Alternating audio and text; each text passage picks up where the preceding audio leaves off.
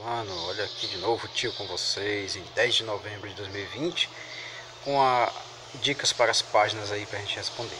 Passei para casa algumas páginas do nosso livro e a gente vai comentar com vocês aqui alguma coisa para ficar mais claro e mais rápido de vocês responderem, a gente ganhar tempo e aprender mais. Não é só você responder e jogar lá a resposta, não. Que vocês entendam o assunto, quero que vocês aprendam, porque esse assunto aqui vocês só vão ver ele novamente lá no ensino médio, vai demorar um pouquinho, tá bom? Então a gente vai pegar aqui com toda a paciência que vocês têm nessa cabecinha de vocês e vamos tentar aprender o máximo que a gente puder aprender nesse ano aqui de 2020, gente. É muito importante aprender. Vocês não imaginam o tamanho que é a importância de você aprender alguma coisa em 2020, porque vai ser a matéria-prima do futuro, viu? Que não aprendeu nada em 2020, nossa, vai precisar correr muito para acompanhar os que aprenderam, tá bom? Por isso a gente vai aqui pegar para vocês aí a página 134 e a 135. Vamos comentar. Logicamente que vocês não são obrigados a saber de tudo, nem o professor sabe de tudo. Imagine os alunos, né, que estão ainda aprendendo a aprender, tá bom? Então vamos lá. Na página 134 tem a primeira questão, que é o exercício, tá? A primeira questão, ó, como eu vou mostrar para vocês o seguinte, vocês não vão riscar o livro de vocês, não. Ó, vocês vão pegar um post-itzinho e colar aqui com a resposta da primeira e segunda questão, que para você não ter que riscar o livro aí do lado. Que não tem linhas, como vocês podem perceber aí no livro, tá bom? Então pega uma anotaçãozinha, coloca um clipezinho aqui, coloca a resposta da primeira questão, tal. Resposta da segunda questão, tal e tal também. Para quando a gente pediu o livro, já vinha assim, organizado, o grampeado com clipe. Melhor grampeado porque não solta, né? Então, o que é que diz aqui? Na questão número 1. Otávio Augusto queria transformar o Império Romano e para isso iniciou uma série de reformas que ampliaram sua popularidade. Em seu caderno, como não vai ser caderno, vai ser uma anotação, cite algumas medidas adotadas por ele. Ele quem? Otávio Augusto. A gente que termina de ler não sabe nem quando foi o começo. Mas ele é Otávio. Foi o que Otávio Augusto fez para aumentar a popularidade? É isso que está perguntando. Ao sei lá você coloque, ó. Ele criou a política do pão e circo. Ele foi assim que promoveu um momento de paz, a chamada Pax Romana, certo? Ele fortaleceu o exército, tá bom? E ele, digamos assim, aumentou muito as conquistas, viu? É nesse rumo aí. Você vai no textinho lá, pega aquela parte que fala de Otávio Augusto e tenta resumir. Se não, presta atenção no que eu estou falando, que vai dar certinho. Tá? O Otávio Augusto, ele promoveu a Pax Romana, ele criou a política do pão e circo, ele fortaleceu o exército, ele digamos assim, conquistou mais províncias ali, tá bom? Na região. Ótimo, enfim. A segunda questão. Faça uma pesquisa e diferencie o Edito de Milão do Edito de Tessalônica. Edito de Milão é simples. É a liberdade religiosa aos cristãos. Só isso. Liberdade religiosa aos cristãos. O Edito de Tessalônica também é simples. Nesse edito, a religião cristã foi transformada em religião oficial do Império Romano. Uma complementa a outra, tá bom? Ok, vamos para a terceira. A expressão Roma era um gigante com pés de barro. Refere-se à estrutura frágil do Império Romano. Aqui já está respondendo. Ó, na medida que ele dá a expressão Roma era um gigante dos pés de barro, ele responde na frente. Refere-se a quê? À estrutura frágil do Império Romano. Quais foram os fatores que levaram ao fim do Império? Né? Aí você vai colocar aquela parte que eu expliquei para vocês na aula passada, a falta de escravos, não tinha tanto escravo mais assim, né? Enfim, o exército estava diminuindo, os soldados não queriam mais ir para as guerras, queriam ficar agora isolados no campo, no interior, né? O aumento de impostos, não tinha escravo, os imperadores estavam aumentando os impostos, né? Corrupção, sempre existiu corrupção na história da humanidade. Coloque tudo isso aí, tá bom? Vamos lá, invasões bárbaras, que eram invasões dos povos bárbaros. Isso foi o mais importante, porque sem essas invasões, Roma não teria caído, tá? Também o cristianismo, que o cristianismo acabou com aquela religião politeísta romana e deu a eles um novo sentido. Tá bom? Tudo isso aí são questões que você pode responder, que você pode colocar. Tá? Não é obrigado a colocar tudo não, mas coloque alguma coisa que o tio falou. Quarta questão é o diagramazinho. Vai tentar complementar o diagramazinho. Por exemplo, mudou seu nome e acumulando vários cargos. Otávio Augusto, né? Como Jesus era visto pela maioria da população pobre? Será que era Cristo? Será que era Messias? Enfim, você coloca aí também. Eram constantemente utilizadas para desviar a atenção da população. Aquela parte que eu falei para vocês. O pessoal ia se divertir. Não aceitavam a pregação de Jesus, pois esperavam outra pessoa. Será que eram os árabes? Será que eram os romanos? Será que eram os judeus? Vê o que é que cabe lá na resposta, nos quadrinhos. Política de Otávio Augusto para conter os conflitos internos e externos. Aquele momento de paz. Tente descobrir qual foi o momento de paz. Após a morte de Jesus, os discípulos propagaram suas ideias, fundando uma nova religião, atualmente uma das mais importantes do mundo. Está muito fácil, viu?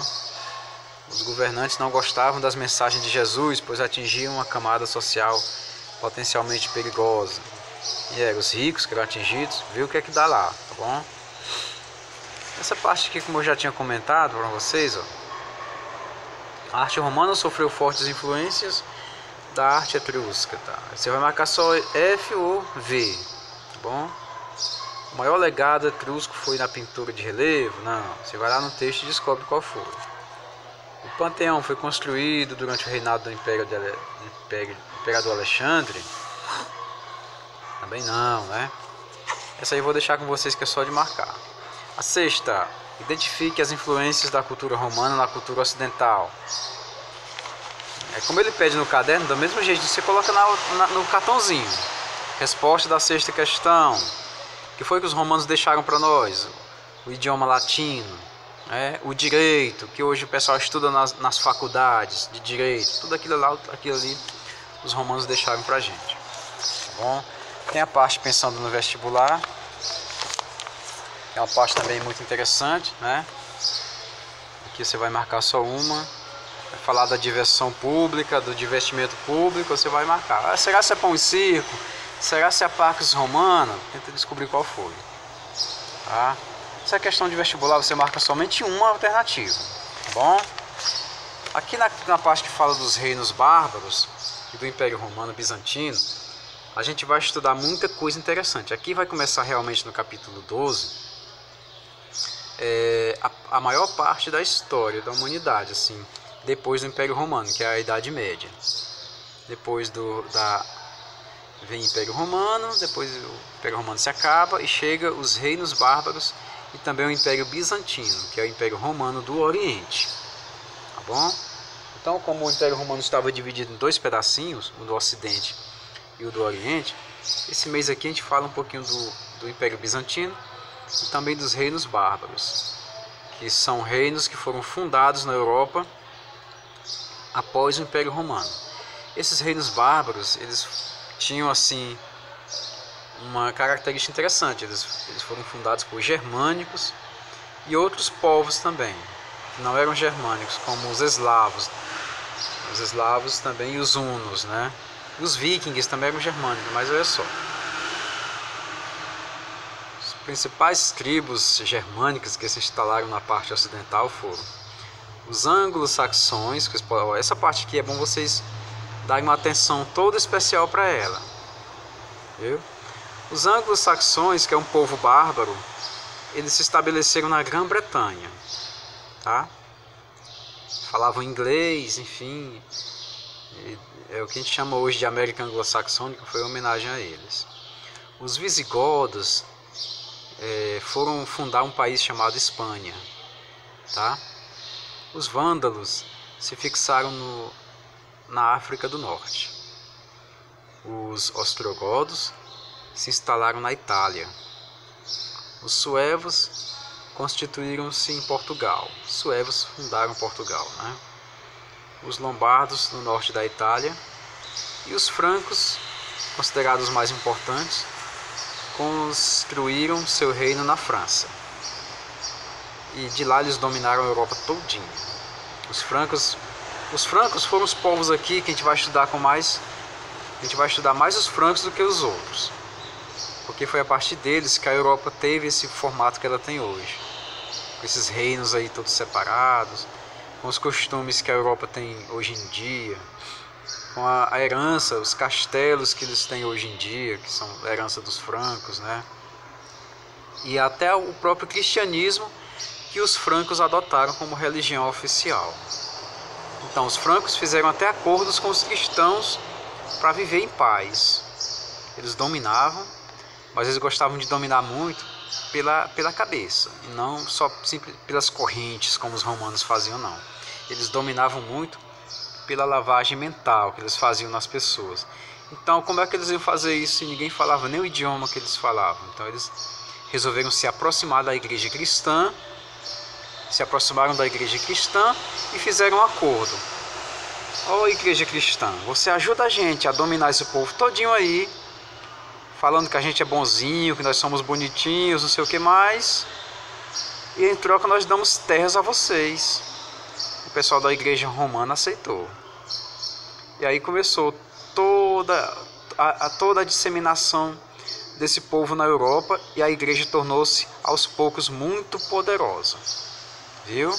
Então a igreja cristã, ela torna-se poderosa exatamente pelo acordo que ela faz com os francos. E ela começa a ganhar muitas terras conquistadas, porque ela chega lá e diz assim: ó, amigos fiéis, vamos aceitar os dominadores porque eles são bonzinhos, são legais, são bacanas, são tudo gente boa, né? Em troca, os francos davam um pedaço de terra dominada para o pessoal da igreja católica romana, apostólica romana. Tá bom? Aqui a gente vai ver nessa parte aqui desse texto, como o reino franco ele começa a ter uma importância muito grande, como a igreja católica começa a ter também uma importância muito grande, como eu acabei de falar para vocês. Patrimônio de São Pedro, por exemplo, são terras doadas à igreja, né? E como as regiões que antes tinham religiões diferentes passaram a ser cristãs. Olha só, Sacro Império Romano. A região da Alemanha antigamente era chamada de Sagrado Império Romano, exatamente por causa do cristianismo, né? Sagrado Império Romano. A gente vai ver nesse texto a história de Carlos Magno, que ele, depois que acaba o Império Romano, foi um descendente dos francos que dominou a Europa todinha. Apesar de ser analfabeto, não sabia ler nem escrever, ele constituiu, vamos dizer, ele construiu as primeiras universidades da Europa e constituiu o ensino aos europeus, né? E a parte de portística que eu estava falando para vocês, essa parte aqui você pode colocar um clipezinho ou um grampo na hora de eu colocar aquelas respostas para não riscar o livro, tá bom? Se tiver linha, tudo bem, você coloca nas linhas do exercício. Mas se caso não tenha linha para você colocar no caderno, não faz no caderno não, coloca aqui mesmo, tá bom demais, né? A gente vai ver nesse texto também o Império Romano do Oriente. Eu não estou nem explicando ainda, estou só dando uma geral para vocês, tá? A gente vai ver o Império Romano do Oriente, que antigamente chamava Bizâncio, uma cidade fortaleza, uma cidade muito grande e muito importante, que mais tarde foi tomada pelos turcos, né? E hoje ela se chama Istambul e fica num país chamado Turquia, tá bom? A gente vai também ter a oportunidade de falar dessa cultura bizantina toda. Eu vou trazer slides pra gente, vou trazer curiosidades sobre eles e vamos aprender a partir da próxima aula sobre os povos francos e povos e reinos bárbaros e também Império Bizantino. Hoje ficamos por aqui. Tenham um ótimo dia, fiquem na paz, fiquem de boa, não saiam de casa e usem máscaras, tá bom? Tchau, gente, até mais.